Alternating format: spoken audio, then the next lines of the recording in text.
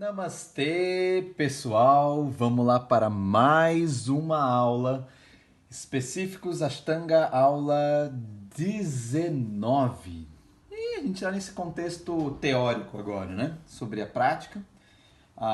Se você quer saber sobre um contexto mais prático mesmo de asanas, nós temos já uma grande quantidade de aulas que a gente fez anteriormente. E agora a gente está pegando os asanas em si e explicando os seus vinyasas, os seus detalhes, os seus drishtis, esses aspectos que são importantes dentro da construção da sua postura, certo? Bom, então essa é a aula que a gente vai falar do Parshvottanasana. Parshvottanasana é aquele que a gente faz o namastezinho nas costas, né? E desce como tentando trazer o queixo em direção ao seu joelho canela, e o drishti eu vou explicar daqui a pouco onde é que é. Então olha só, essa postura também ela entra dentro de um processo de número de vinyasas apenas contando 5, certo? Então vocês entenderam até agora que, assim, espero, né, que vocês tenham entendido que até agora, desde quando você começa os asanas fundamentais até esta postura de hoje, o Parshvottanasana, você precisa saber contar até 5. Ekam, Dve, Trini, Chatvari e Pancha, certo? Bom, a ideia é que você contando até 5, você já sabe aonde encaixar e onde não encaixar um movimento e realizar a sincronia tão almejada para um praticante de Ashtanga. Ele precisa saber aonde acontecem essas sincronias, que mesmo que o seu corpo ou os seus movimentos inspiratórios e respiratórios não estejam acontecendo nesses determinados lugares, que a prática acho que determina, que a prática determina mesmo que você consiga fazer. Tudo bem se você ainda não está rolando isso, mas é importante você saber, para você olhar e ter um objetivo para onde você precisa chegar com a sua respiração, certo? Bom, então o Parshvottanasana tem 5 vinyasas, certo? Então vamos lá de novo no nosso card aqui. A gente está falando sobre asanas ainda fundamentais,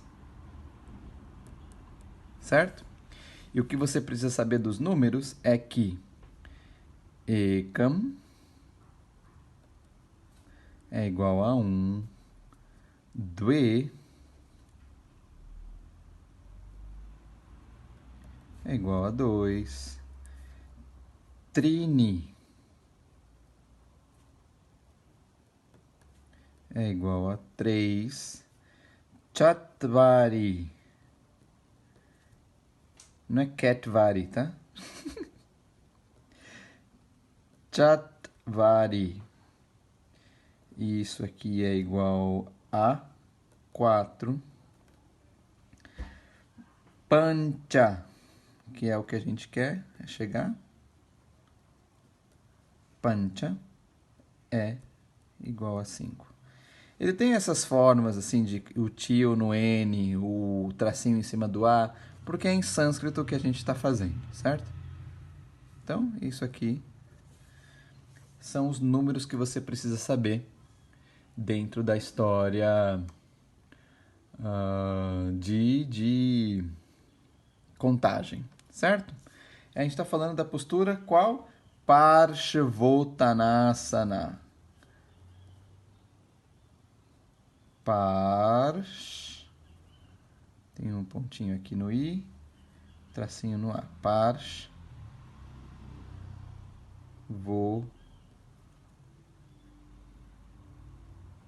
tá com 2 T's. Parshvottanasana. Parshvottanasana. Certo? Parshvottanasana. Eu gosto de chamar ele de namastezinho nas costas. Parshvottanasana. Bom, Então, ele é... A história dessa postura é o seguinte. Você precisa fazer 3 movimentos ao mesmo tempo, na hora da montagem, ou seja, no ekam. Então, no ekam, no primeiro movimento, no ekam, você precisa inspirar,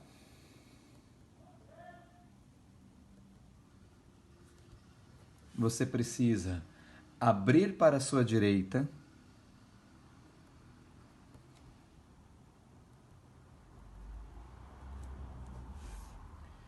e você precisa montar um namastezinho nas costas. Se você conseguir fazer tudo isso ao mesmo tempo, né, montar,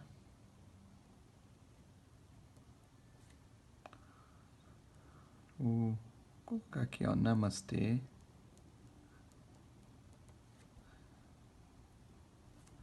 nas costas.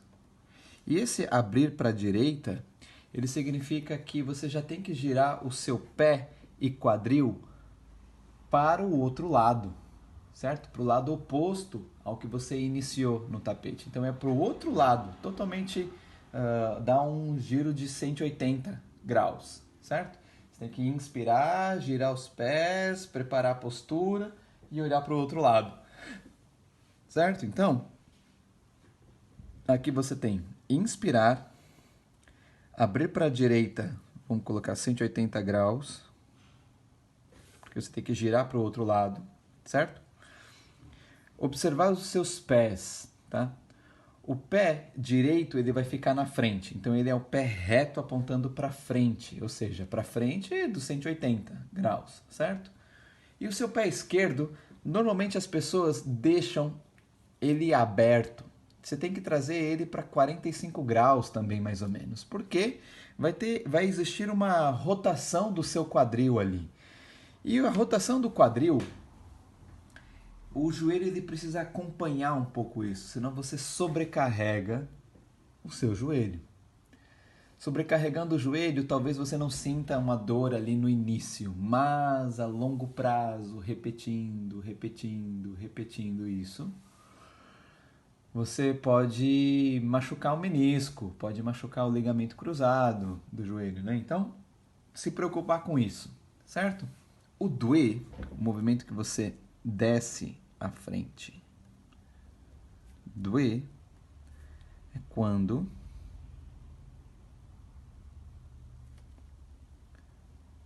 você desce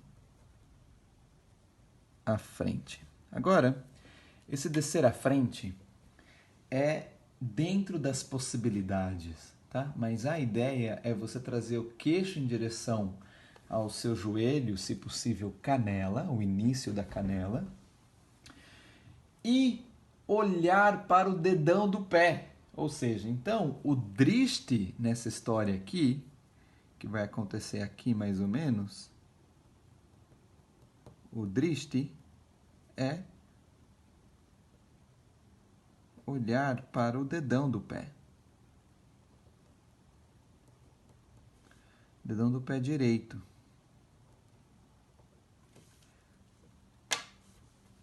Certo? Então fica ligado nisso, que quando você inspira, saiu do ponto zero, Samastiti, inspira, gira para sua direita, monta o namastezinho nas costas, gira, continua girando o pé para o outro lado, e o quadril também.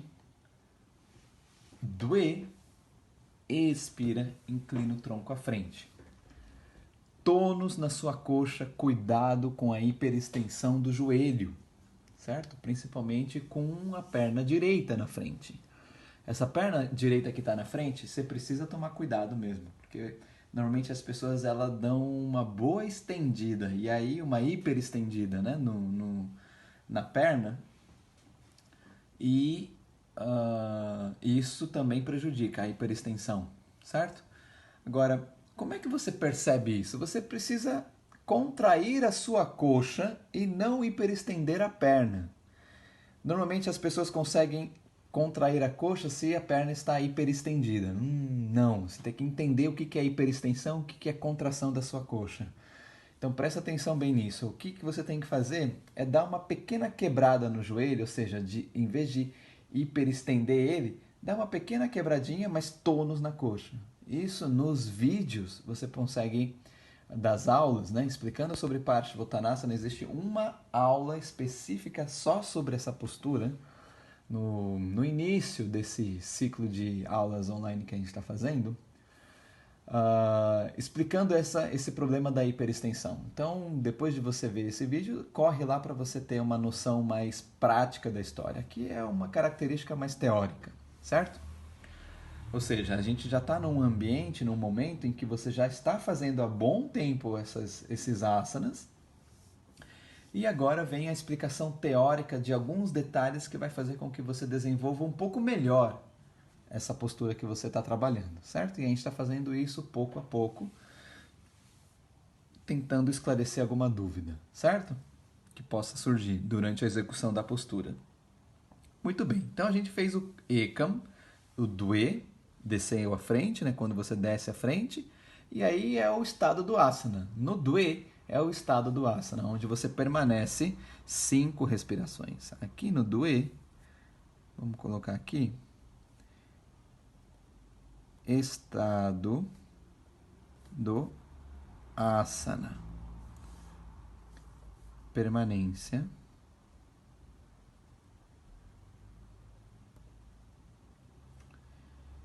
5 respirações.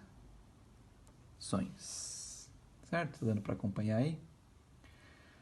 Bom, aí você terminou de fazer as suas 5 respirações ali embaixo. É o momento da volta. Essa volta acontece na inspiração. Então, Ekam, toda a preparação acontece na inspiração. O Dwe, que eu não coloquei aqui, era uma expiração,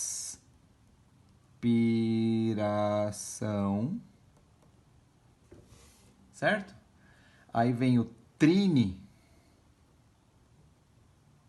que é o momento em que você sobe para girar para o outro lado. Então, nesse momento, Trini, você inspira, inspirar,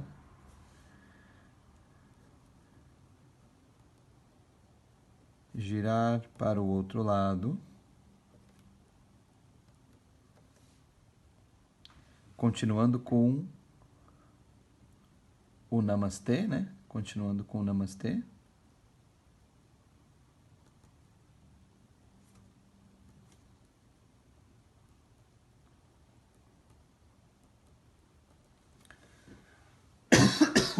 Continua com o Namastê. E girou para o outro lado, né? Para o outro lado, 180. 180 graus. Para o lado onde você iniciou a postura, só que sem desmontar nada ainda. Porque, dá um tempinho para vocês anotarem aí, porque o Chatwari, que é o quarto Vinyasa, que é o número 4, então chegamos aqui em Chatwari.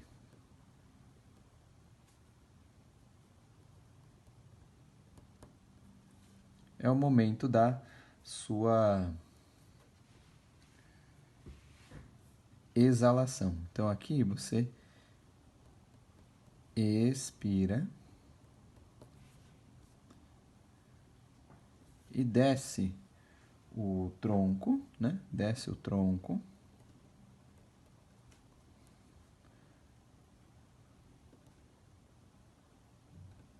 Trazendo o seu queixo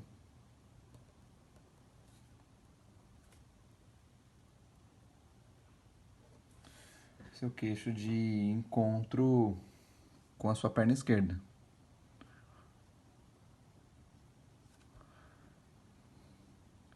Canela ou joelho esquerdo. Aqui também é o estado do asana, só que para o lado esquerdo. Aqui também. Então, a gente põe que você é o estado do asana, Chatwari também é o estado do asana.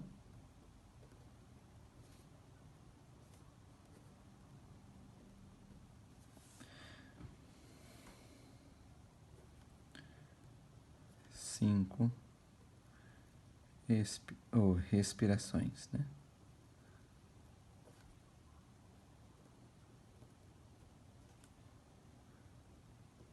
Cinco respirações. Terminou 5 respirações, acontece a sua volta, né? Então, terminou as 5 respirações, começa o seu processo de volta. E isso que você precisa perceber, que normalmente, quando você monta e quando você desmonta, quando você monta, você tem um caminho de ida. Quando você desmonta, você tem que pegar esse mesmo caminho de ida, só que no sentido contrário, certo? Então você precisa voltar para frente de novo, agora em 90, né? Então você estava aqui, inspirou, subiu, girou os pés para o outro lado para frente, desmonta os braços e aí Samastiti você volta para a postura inicial, né? Eu vejo muitas pessoas saindo do própria postura já desmontando os braços e voltando para frente. Isso tudo tem a ver se não é uma exigência, tá? Sair dessa forma, nessa postura. Você pode sair também só voltando para cima, desmontando os braços ali mesmo e só caminhando com o pé direito paralelo ao pé esquerdo.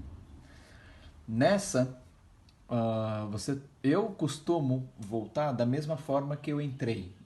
Eu tento deixar isso como um padrão na minha prática. Todo caminho de volta, o caminho foi o caminho de ida, só que em sentido contrário. Isso facilita na minha organização com relação à prática, certo? Então, o pancha, que é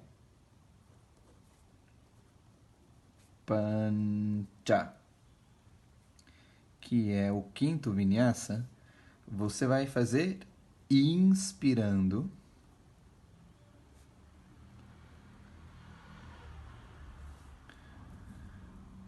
né? Volta para cima, girando o seu quadril para frente.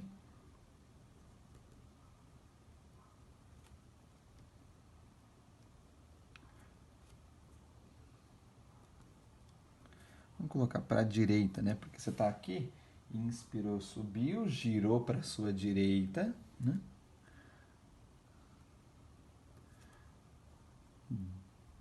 Desmonta os braços, desmonta os braços e Samastiti,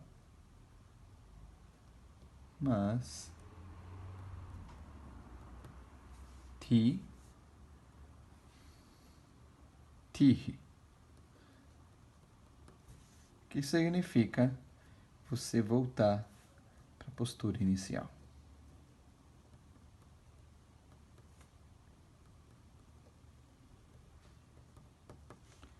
Exalando ou expirando. Porque você subiu no pancha inspirando e você volta para Samastiti expirando, que é o ponto 0. Certo? Vou deixar aqui, assim dá para você tentar anotar. Então, entendeu? O drishti nessa postura é no dedão do pé.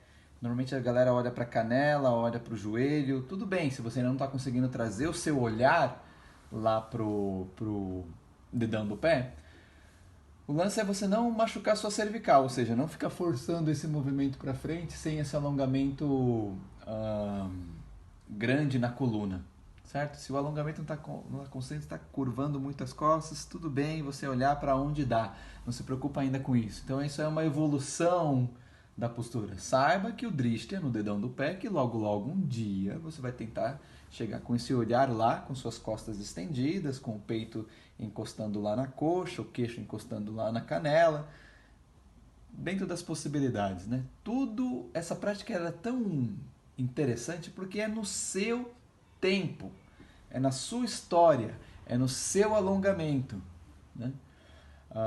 Por isso que é muito difícil você se machucar no Ashtanga. O Ashtanga ele tem essa fama das pessoas se machucarem porque entra em aula conduzida e vai aí ver o que dá, sem essa preocupação em querer executar o movimento de maneira correta. Presta atenção, essas aulas elas podem não ser muito populares ou no sentido de vai ser aula teórica, eu quero fazer aula de prática. Tudo bem, tem isso também, mas isso aqui é importante para você entender a construção que você precisa fazer na mente para depois executar no corpo, certo? A gente faz primeiro rala, rala, rala, rala no corpo, sempre orientando, para depois dar uma informação teórica e o aluno pega rapidinho, certo? É assim que funciona nesse universo do Ashtanga, ok? Então terminamos aqui os asanas fundamentais. Próxima aula a gente vai conversar, aí sim vai exigir um pouco mais de memorização, porque a gente vai aumentar o número de vinyasas. Só um spoiler, a gente vai passar de 5 vinyasas e vamos direto para 14 vinyasas. A próxima postura é o Utthita Hasta Padangusthasana, certo? Então fica aqui meu agradecimento, muito obrigado por assistir essa aula. Se tiver alguma dúvida, faça um comentário que eu vou tentar responder o mais breve possível, tá bom? Namastê, até mais. Tchau, tchau.